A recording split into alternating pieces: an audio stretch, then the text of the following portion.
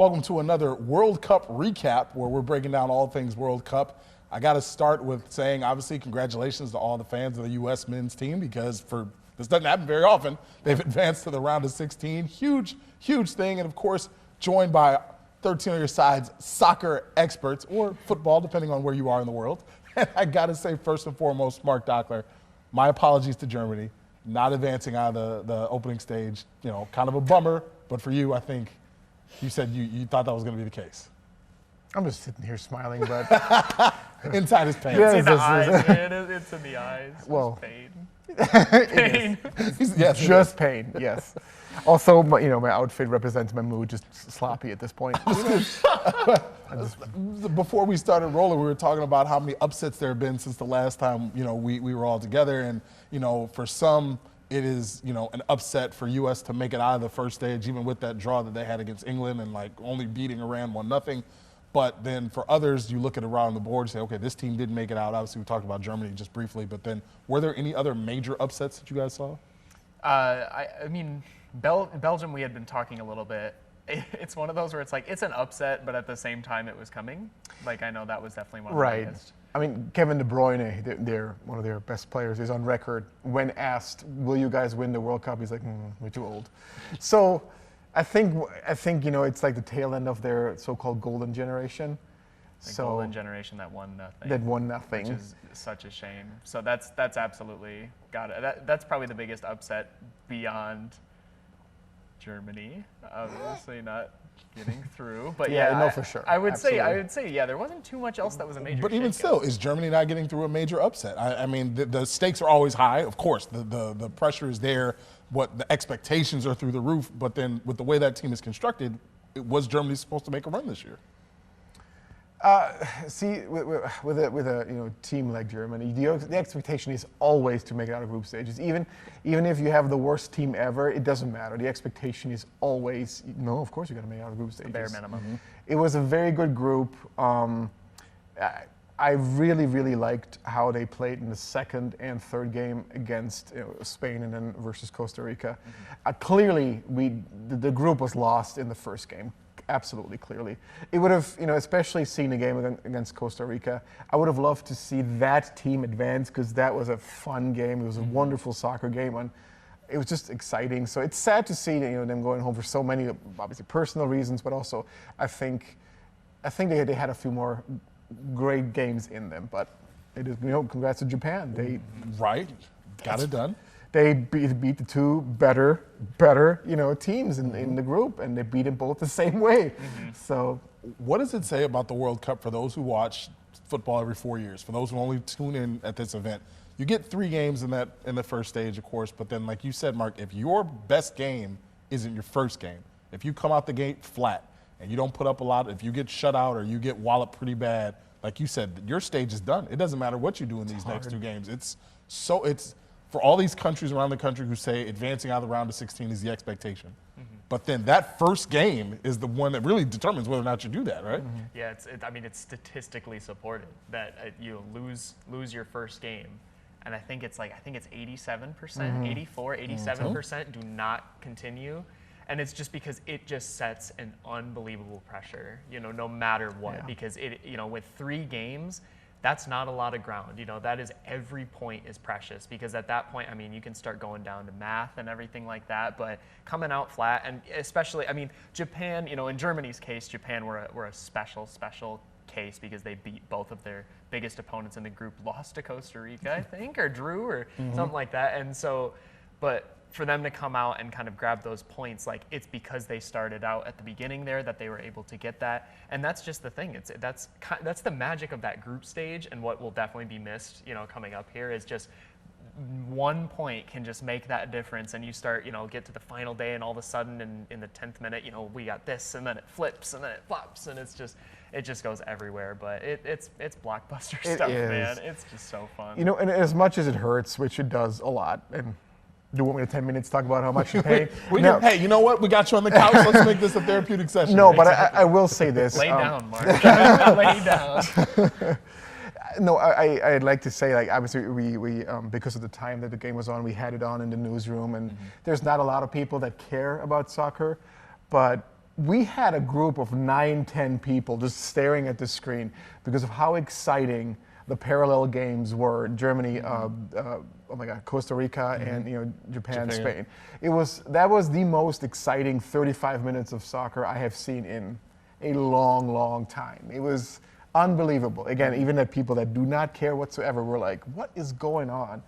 As much as it hurts, it was fun to watch, unbelievably fun to watch. It's even the fact that, like, at one point, Costa Rica were through. Yes. It was Japan and Costa Rica that were going through, and even for like 10 minutes or something, it's just when it becomes unfathomable. You just realize you're like, this is just so dynamic, and then before you know it, someone scores and shakes everything back up again, and it was amazing. That was definitely an experience. It was amazing. I want to talk about the pressure that you mentioned, because as fun as the opening stage is, and as you mentioned, it captivates those of us who might not watch it with regularity. But when you see what's on the line and how hard people are playing, that makes, as you mentioned, even the lowliest of soccer fan or people that don't watch it at all, now we're all hooked to the TV. But then I want to ask about how that helped the Americans get through, because you mentioned playing with that pressure. That game against Iran was 0-0 for a while, and you couldn't have a draw in advance. The Yanks had to win to advance. And so every shot, every defensive breakdown, every opportunity for Iran, you're like, oh my gosh, here we go again. Like they're going to blow it. This is the team that's supposed to make this next stretch.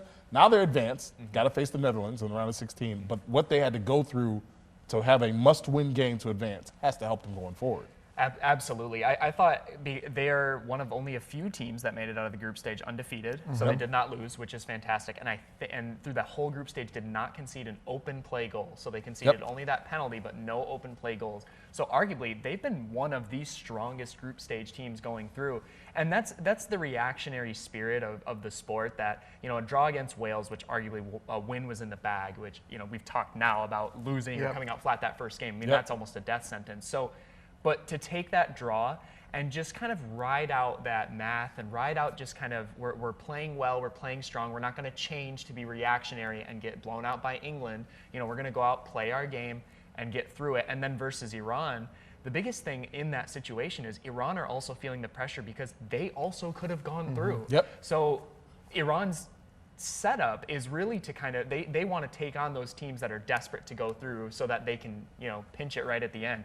But the U.S. just, it was a performance that they came out in the heart, the grit, and the drive. It was, we are taking this game to Iran, and it was something amazing. It was a 1-0, the way it goes. But that whole performance was just mature and strong, and just such a disciplined young squad. I mean, Tyler Adams, I don't know, did you watch the whole game, Marc? Did you manage against to Iran? Yeah. I most of it. Tyler Adams made a challenge after Pulisic gave the ball away, and I want to say it was in probably the 60th or 70th minute, and Iran had an amazing break. And I've never seen a little dude like Tyler Adams just haul, and he slid in, gets that challenge. And for a 24-year-old to look at his squad, and he screamed at him. He's just like, where's this mentality? What is going on? This team was drilled. They backed each other. And even though their backs were against the wall, I mean, they're through. Backing each other late in that match, ball slips through the keeper, the defender's right there on the backside to clear the play, and having each other's backs, because that's the game. That ball goes through, that's a draw. U.S. doesn't advance. All of a sudden, we're talking a different story here. But, I think it's been an incredible team. Adams also looked fantastic against England. He's been the star. He played a really great cup so far. And what we was last Saturday when we sat here on this very couch, we were talking about how politically charged that all game also is, and the problems the Iranian team is facing. It was really great to see, with all the emotions and all that. At the end of the game, the Americans were comforting, the Iranian players. I don't know. It was a great display of sportsmanship, and a lot of people are saying, we wish the sport hadn't become so politicized, and it does certainly. But when it comes down to nitty gritty, and what matters is the players they understand each other, how hard this is, and it was fun, great to see. It was a great display of sportsmanship. How do you improve in the round of 16?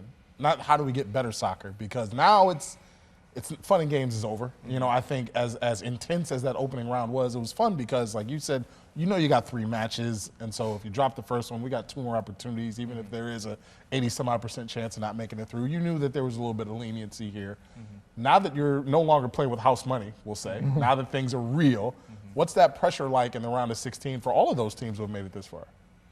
I think for the U.S. especially, and I think for every other team, it's playing the way you did, because you don't get out of a group without playing your brand or your identity. You know, that's how it shows through. That's how, like, Morocco gets out, you know, in a crazy group. It's like, you know, they are playing with their passion, with their identity, and really just taking it as it goes. Japan made it through to the next stage by having literally almost single digits of possession. Yeah. I mean, there was absolutely. 17% against Germany. They don't want the ball. Right, they don't You'll want have it. We'll just score. But you see the success. You see how it works. And I mean, I hate to go back to Germany, but I mean, the drive when they came out in that second half was almost terrifying. If I was a player sitting there and I saw how fast they were sprinting to get that ball when they were really trying to go for it, it was terrifying. So it's like, play your brand. You know, for the U.S., do not shake it up. Don't, you know, the Netherlands, you know, play, I don't want to say a similar game to Iran, but they obviously set up in a similar way. It's just play your game. You got through it,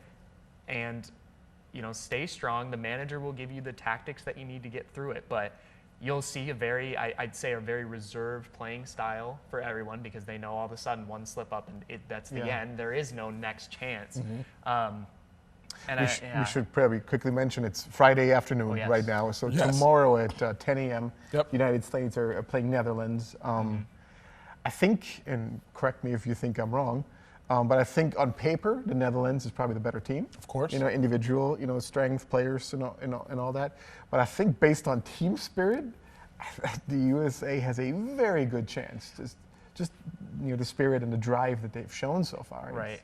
I don't see them going in and losing hard. If they lost, I think it would be a tight affair, which almost is not the best, because then it almost makes you think of what could have been. Yeah, right. But there's a little something special about this That's USA something, team. There's a little something. It happens in other sports, right? And I think when it happens in other sports, be it football, be it baseball, it happens a lot in college sports, a team goes, we're just young enough and we're just dumb enough to know that we're overmatched. Or you know what I mean? Or like we have that type of energy where we love each other's camaraderie, we love each other's company, we're great teammates, we have great chemistry, great spirit. We're too in the moment to realize that we're in over our heads. Or we're too in the moment to realize that we're overmatched at certain positions. And so when you get into those modes, that's why I always say playing with house money, because, you know, I believe that gambling analogy where, hey, you know, we're supposed to lose this game anyway, right? Let's go out and play our game, play our best brand of ball, and see what happens. And I think that makes the Netherlands afraid.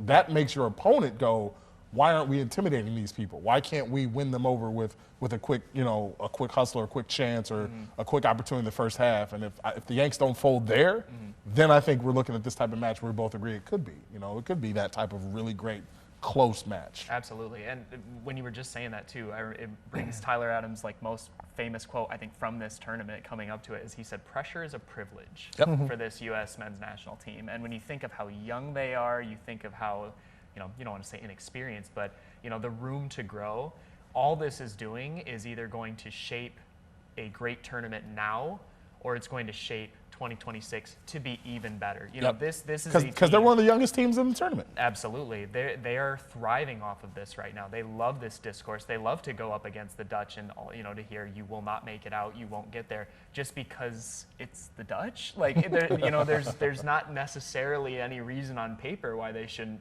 be strong enough to face it. They've proven against England, who everyone thought was going to roll the group because of their performance against Iran, and they went toe to toe. So I just don't think it's time to count anyone out. At this point, especially for the USA. Like I think it's strong, man. It's a strong squad. I also don't think the Netherlands were that dominant in their group stage either. No, yeah, there was a couple moments where it looked like they could have been, you know. Well, then well, that's my question. If the Netherlands wasn't that dominant in their group stage, we agree with that. The Americans weren't that dominant in their group stage, we agree with that. Who's the favorite of the teams left? Of the 16 left, who's the favorite? I did want to ask you that too, because Brazil lost today, France lost, Spain lost. For me personally, there really isn't one standout team. You know, Argentina lost their first game. They came back, but they didn't clinch the group until second half of their last game. So I don't know. For me, there really isn't. Again, I said this, when we first started this year. Yeah. Comforting hangout. But I don't think there is a dominant. I couldn't tell you who's going to win this. Wide open. I truly believe so. Like, yeah, Morocco, winning the group, it being in Belgium's group. There are so many, just how'd that happen moments that I think it's wide open. Same with Argentina, with how that happened type of moments. Exactly. Yeah. They lost it. Yeah, they lost their first game and made it out. Yep. So breaking the trend. So if you look at stats, you're already like, whoa, you back them. And the France situation with their loss, I feel like it's one of the best tactical losses because that team they fielded was awful. I've never seen a France team fielded like that, which was just out of nowhere. Absolutely. I mean, they had a central midfielder who's dynamic box to box playing left back. It was weird. But that's the thing, is it's almost this tactical loss where you start to think, you're like, oh, France might not be all that. And then they come out and field their first 11 and, Mbappe, absolutely runs them over, which I think he's been insanely strong. Yep. So I think France still have it, but Brazil have a little bit of that flair, just kind of going into it. But I don't know. It is really just imprecise. Like these last group games are hard to read, but it's just there's still. I think there's just plenty of magic that's left to happen, which is just the best part. I think of all the round of 16 games being played, I really do believe that Netherlands-USA is the most fun matchup. Yeah, it's a shame it's at 10 o'clock in the morning, but at the same time, people are going to watch no matter what time it's on. I'm driving off that, man. It's like, I'm up at 6 a.m. tomorrow. I'm ready for it. We were, during the England game, we were corresponding via a text message. We were texting. Yeah, we were texting. Big words, TV. You were at the speakeasy, and you were just saying the atmosphere was absolutely electric. It's not going to be any better tomorrow. Right. Right. It's going to just be. It's going to be the best that it can be because that's the moment. I think it's the most fun because it seems like there's that kind of special factor against it because then once the big ones get out and you start to line them up, you almost write it off. Where you're like France versus Poland, I think it is. You're like maybe it'll be good, but France should walk it. It's like that's what makes this one a little more exciting is that you'll just turn on the TV and be like, hey now, and then switch over, and all of a sudden it's like everything's going crazy, and your game's over, and it's nuts. It's nuts. Do the Americans sneak up on anybody after this game? Let me say it like this. When I say sneak up on, I mean obviously the tape's out, everyone knows how they play, who the best players are, et cetera, et cetera. Even though you made it out of the group stage for, I want to say, just the third time in the last 8 World Cups, something like that. I can't remember for the Americans. It doesn't happen all the time, right? You make it out of the group stage, round of 16, bare minimum as we've discussed for this group. You beat the Netherlands. At that point, do you think people are like, okay, so we're not just looking toward the future. This team might have figured it out early. This team might have it. Or does this game not matter? Because people are going to believe in the Americans no matter what down the line because they're such a young team as we've discussed. But if they win the game, does that raise expectations even higher? Or do people still give them a timeline to say, you got a couple of years to figure it out? They will hit a wall because Argentina versus Australia, whoever wins that game, and if Argentina are the favorites, that's a hard wall to hit in the quarters. Like that, that's a tough one. But it is also that achievement of getting to the quarters. And I think if they clear the round of 16 and make it to the quarters, I think the belief starts to really set in if they were to beat the Argentina-Australia game. So they got to win 2 games for people to go, okay, you're for real. For that moment, right? To get in that tournament. But I mean, if they get past and even just get to the quarters and go out in the quarters, I mean, that's an unreal achievement. I think at that point, that sets an incredibly high precedent of talent and for those players to go back to their clubs and say, wow, we've got 4 years to get ready for the next thing. Like, let's go for it. Like, that energy is huge. And I think it still will be regardless. I think they'll be bummed if they go out in the round of 16. I mean, really, they're only victims to our expectations. Which, if we're just coasting along and really just watching it to observe, which I think I've been stunned at how mature and strong the performances have been. I think that kind of sets the table. So this is a big benchmark game. It constantly is just how high can we keep raising the bar. And especially, I mean, you clear a knockout game. I mean, that just sends it up way higher than a group stage. And a win against the Netherlands, honestly, even this, making the round of 16, I hope that the negativity goes away. Just one thing that I'm noticing, a lot of people are like, men's soccer, terrible. Like, just by default, the men are terrible. It's not true. Like, I just really hope that, the mindset can be changed, especially with this team. Again, like you said, they're so young, they have a great future ahead of them, if they all develop in the right direction.